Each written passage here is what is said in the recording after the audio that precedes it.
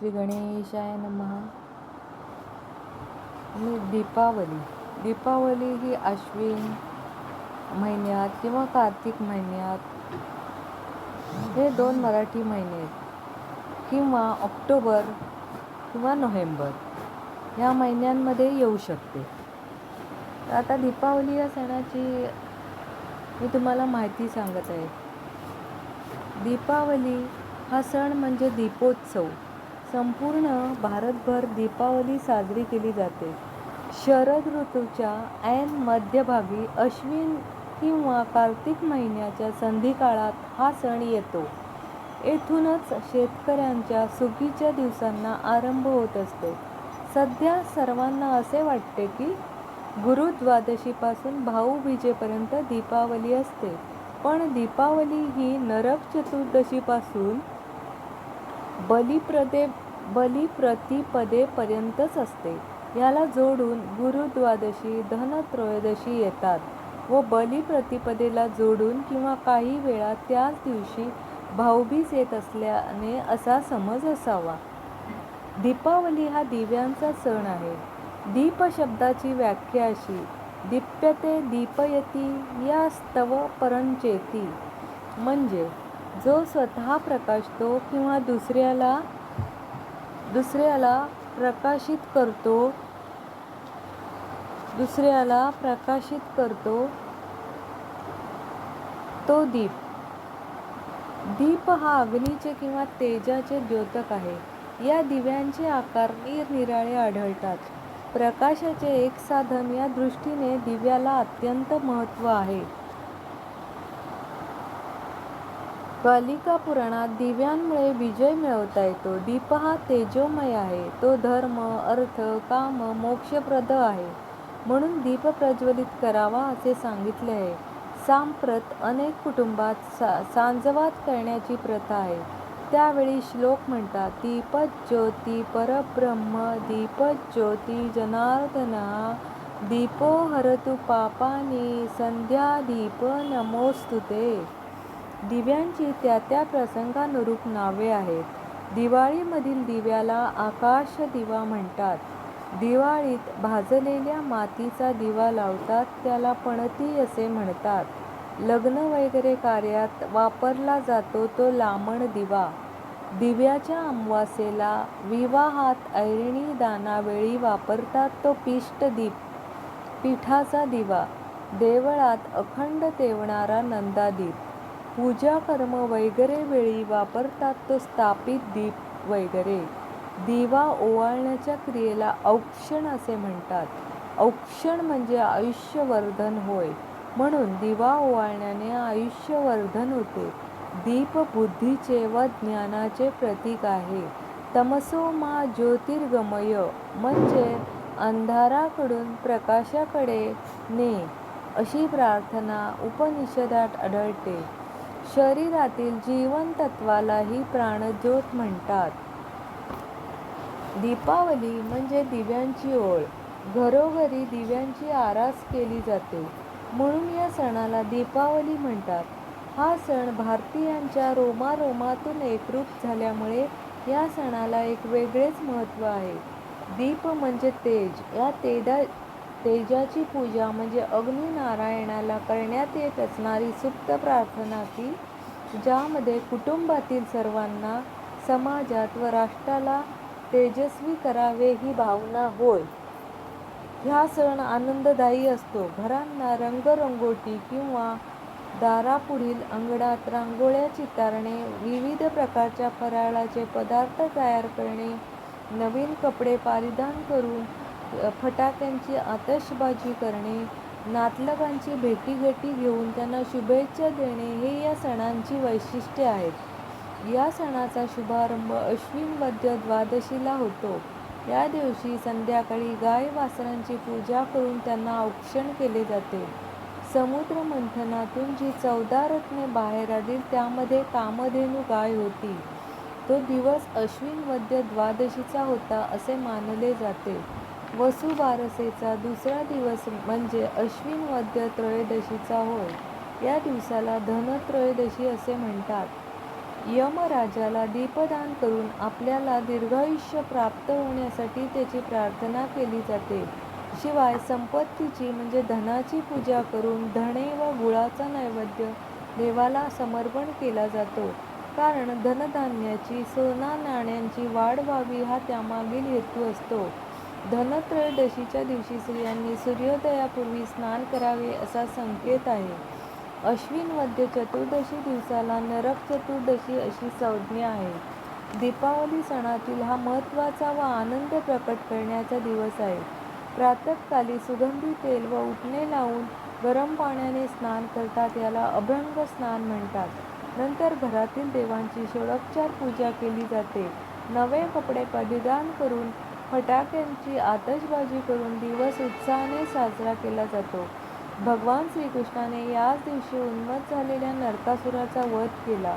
वध होत असताना त्याने श्रीकृष्णाला प्रार्थना केली की आजच्या दिवशी जो कोणी अभंग स्नान करील त्याला नरकात जाण्याची पाळी येऊ नये. याची स्मृती जागवण्यासाठी अभ्यंग स्नान झाल्यावर स्त्रिया पुरुषांच्या भाळी कुंकुम तिलक लावून औक्षण करतात. संध्याकाळी दिव्यांची आरास केली जाते. अश्विन वद्य अमावास्येचा दिवस म्हणजे लक्ष्मीपूजन. या दिवशी लक्ष्मीची पूजा केली असता घरातील दारिद्र्य नाहीसे होऊन ऐश्वर्याची प्राप्ती होते, घरात शांती लाभते. संध्यासमयी एका चौरंगावर तांदळाच्या अक्षतांचे 8 पाकळ्यांचे कमळ काढून त्यापुढे स्वस्तिक चिन्ह काढतात. त्या अक्षताच्या कमलपत्रात लक्ष्मीची प्रतिमा ठेवून रोख रुपयांची नाणी व दागदागिन्यांची हळद कुंकू वाहून पूजन केले जाते. साळीच्या लायांचा आणि बत्ताशांचा नैवेद्य लक्ष्मीला दाखवतात. लक्ष्मीची आरती केल्यावर आलेल्या सर्वांना फराळाचे पदार्थ सेवन करायला देतात. कार्तिक शुद्ध प्रतिपदा या दिवसाला बलिप्रतिपदा असे म्हणतात. बळीराजाने सर्व देवांना आपल्या कारागृहात डांबले होते. ब्रह्मदेवाच्या वरामुळे त्याला जिंकून देवतांची सुटका करणे अशक्य असल्यामुळे बळीराजा जेव्हा यज्ञ करावयास बसला होता त्याचवेळी विष्णूने वामन अवतार घेतला व तो याचक म्हणून बळीराजाकडे आला. त्याने 3 पावले जमीन मागितली. पहिले पाऊल स्वर्गात, दुसरे पाऊल पृथ्वीवर टाकले.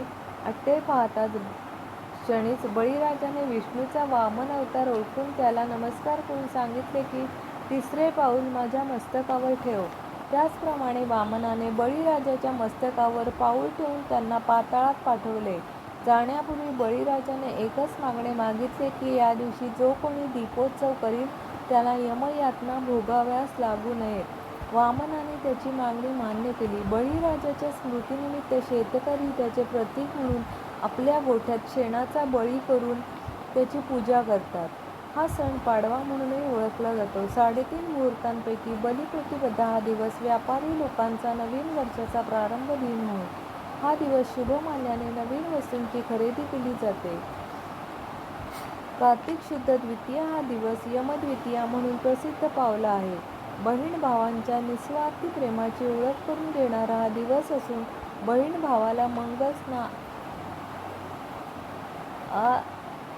बहीण भावाला मंगलरित्या ओवाळते आणि त्याला ऐश्वर्य प्राप्त व्हावे म्हणून प्रार्थना करते. यासाठी बहीण भावाला ओवाळते म्हणून या दिवसाला भाऊबीज असे म्हणतात. नरक चतुर्दशी. अश्विन कृष्ण चतुर्दशीला नरक चतुर्दशी असे म्हणतात. भगवान श्रीकृष्णाने या दिवशी नरकासुराचा वध केला. नरकासुराने मृत्यूपूर्वी भगवंताकडे वर मागितला की अश्विन कृष्ण चतुर्दशीला म्हणजेच नरक चतुर्दशीला जो मंगल स्नान अभंग स्नान करेल त्याला नरक यातना होऊ नयेत. भगवंताने तथास्तु म्हणाले म्हणून सूर्योदयापूर्वी अभंग स्नान करतात. नरक चतुर्दशी आणि भाऊबीज या 2 दिवशी अपमृत्यू येऊ नये म्हणून पिता असणाऱ्यांनी पाण्यात अक्षता घालून व पिता नसणाऱ्यांनी पाण्यात तीळ घालून यमतर्पण करावे. तर्पणात उच्चारतात 10 नावे अशी: यमं तर्पयामि धर्मराजा मृत्युम अंतकं वैवस्वतं कालं सर्वभूतशयकरं औदुंबरं दघ्नं नीलं परमेष्ठिं वृकोदरं चित्रं चित्रगुप्तं. या तर्पणानंतर दक्षिण दिशेला तोंड करून पुढील श्लोक 10 वेळा म्हणावा. यमोनि हंता प्रीतिधर्मराजो वैवस्वतो दंडधरच्च कालः भूतादीपो दत्त कृतानुसारी कृतांत एतश्च भिचर्पयति.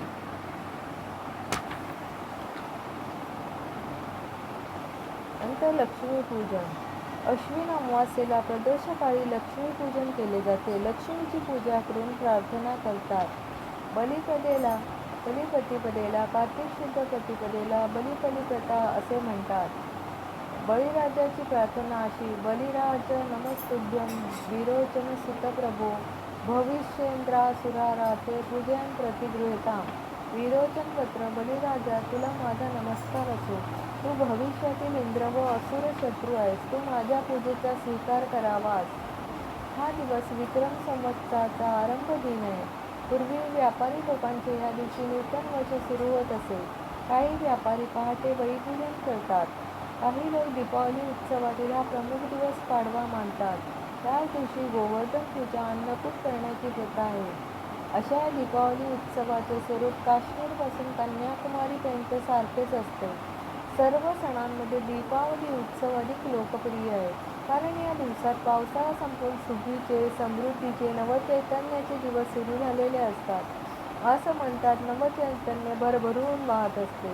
म्हणून संपूर्ण समाज आनंदात असतो. पैशांची रेलचेल असते. शेतीभाती पिकलेली असते. सोन्याच्या राशी शेतकऱ्यांच्या दारात उभ्या असतात.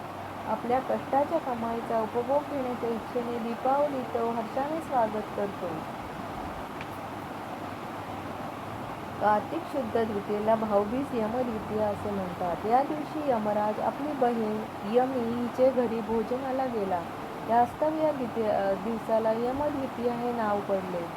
या दिवशी कोणत्याही पुरुषाने घरी पत्नीच्या हातचे भोजन घेऊ नये. त्याने बहिणीच्या घरी जावे. तिचा योग्य तो सत्कार करून तिच्या घरीच भोजन करावे. सख्खी बहीण नसल्यास नात्यातील कोणत्याही बहिणीकडे किंवा कोणत्याही स्त्रीला भगिनी मानून तिच्याकडे भोजन घ्यावे. ज्याचा भाऊ नसतो त्या दिवशी स्त्रिया चंद्राला भाऊ मानून ओवाळतात. यमद्वितीया हे सुद्धा एक व्रत आहे. या व्रतात यमधर्म, यमदूत, यमी, चित्रगुप्त, मार्कंडेय आणि पितर यांची पूजा केली जाते. उत्तर प्रदेशात स्त्रिया या दिवशी दारावर कावेने भाऊ भावजाईचे चित्र काढतात आणि त्याची पूजा करतात. पूजा करणारी स्त्री मुसळ जमिनीवर आपटते. जो कोणी माझ्या भावाचा द्वेष करेल त्याचे तोंड मुसळाने फोडेल असं म्हणते. भगिनी हा शब्द भाग म्हणजे धन, यश, स्त्री यावरून झाला आहे. भाऊ बहिणींचे प्रेम हिंदू कुटुंबात प्राचीन काळापासून चालत आलेले आहे. या प्रेमाचे प्रतीक असणारे दोन सण म्हणजे रक्षाबंधन आणि भाऊबीज होय. नरक चतुर्दशी. अश्विन शुद्ध चतुर्दशीला नरक चतुर्दशी असे म्हणतात. या दिवशी श्रीकृष्णाने नरकासुराला ठार मारल्याची कथा सर्वश्रुत आहे. या दिवशी सूर्योदयापूर्वी स्नान करावे. वास्तविक वर्षभर सूर्योदयापूर्वी स्नान करणे आवश्यक असते, पण जे कोणी करत नसतील निदान त्यांनी तरी दिवाळीच्या नरक चतुर्दशीच्या दिवशी पहाटे स्नान करावे. काही ठिकाणी स्नानाच्या आधी, स्नान चालू असताना किंवा स्नान झाल्यावर असे 3दा औक्षण करतात. औक्षण करून घेताना पुरुषाने नेहमी डोक्यावर टोपी घालावी.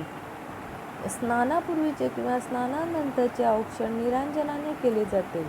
स्नानाच्या वेळी केले जाणारे औक्षण कणकेच्या दिव्यांनी केले जाते.